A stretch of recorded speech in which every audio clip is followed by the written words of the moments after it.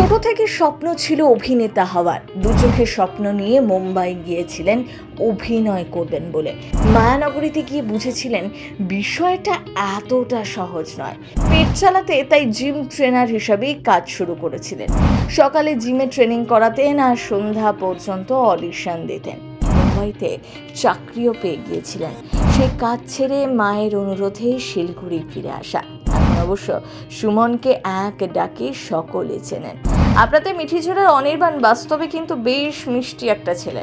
টলিপাড়ার handsome boy, fitness freak. ধারাবাহিকে নিজের মাকে সহ্য করতেই পারেন না অনির্বাণ। বাস্তবে সুমন কিন্তু উল্টোটা। রায়কে তো চোখে হারায় অনির্বাণ, কিন্তু সুমনের রিয়েল লাইফে মনের মানুষকে। শিলিগুড়ির ছেলে, তাই কষ্ট করতে জানেন। আসলে সুমন মানেন কেরিয়ারে উন্নতি করতে চাইলে পরিশ্রমই শেষ কথা। একটা সময় রান্নাঘরের মতো ছোট্ট একটা ঘরে দিন কেটেছে। বন্ধ হয়ে যাওয়া বিউটি পার্লারে কোনো মতে রাত কাটিয়েছেন। এখন অবশ্য সেই দিনটা বদলেছে। বড় একখানা বাড়ি বানিয়েছেন।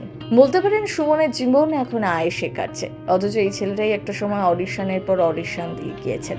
রিজেকশনের পরেও লড়াই করতে ছাড়েননি। ছোটবেলা থেকেই অভিনেতা হওয়ার স্বপ্ন ছিল। সেই স্বপ্ন নিয়ে পাড়ি দিয়েছিলেন আরব সাগরের পাড়ে।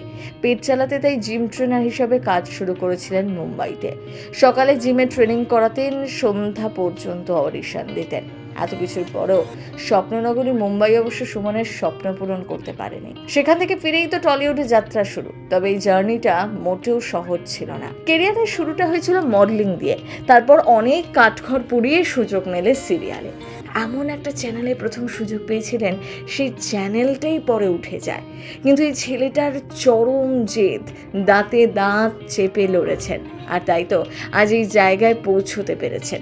তবে আজও ফেলে আসা কঠিন দিনগুলো ফ্ল্যাশব্যাকে মনে পড়ে সুমনের। জানেন, সুমন এখনো কিন্তু মাকে ভীষণ ভয় পান। ছোট থেকে মায়ের কড়া শাসনে বেড়ে উঠেছেন।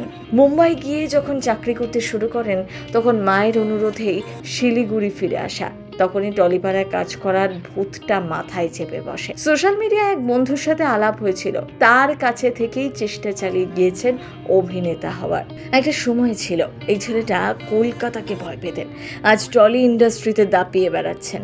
নকশিকাঁথা ধারাবাহিকে প্রথম নজরে আসেন। দর্শক মহলে বেশ জনপ্রিয়। বর্তমানে সুমনকে আপনারা দেখছেন জি বাংলার মিঠিঝোড়া ধারাবাহিকে অনির্বাণের চরিত্রে। প্রথম দিকে এই চরিত্রে অনির্বাণকে সহ্য করতে না পারলেও এখন থেকে ভালোবেসে ফেলেছেন ধারাবাহিকের দর্শকরা। পর্দায় তো অনির্বাণ রায়ের প্রেমে পাগল। জানেন, বাস্তবে সুমনের মনের মানুষকে। টলিপাড়ায় পরিচিত মুখ শীর্ষা গুহ ঠাকুরতার সাথে নাকি প্রেমের সম্পর্কে জড়িয়েছেন। যদিও একে অপরকে খুব ভালো বন্ধু বলেই পরিচয় দেন। দুজনে হাব ভাব দেখে নেটিজেনরা দুয়ে দুয়ে চার করেই নিয়েছেন। এর আগেও সুমনের সঙ্গে অনেকের নাম জড়িয়েছে, কিন্তু বাস্তবে নিজের মনের মানুষকে নিয়ে কোনোদিনই খোলসা করেননি অভিনেতা। ধারাবাহিকে অনির্বাণের অভিনয় কেমন লাগছে, কি মনে হয় আপনাদের? লিখে জানান কমেন্ট বক্সে। প্রথম বাংলা।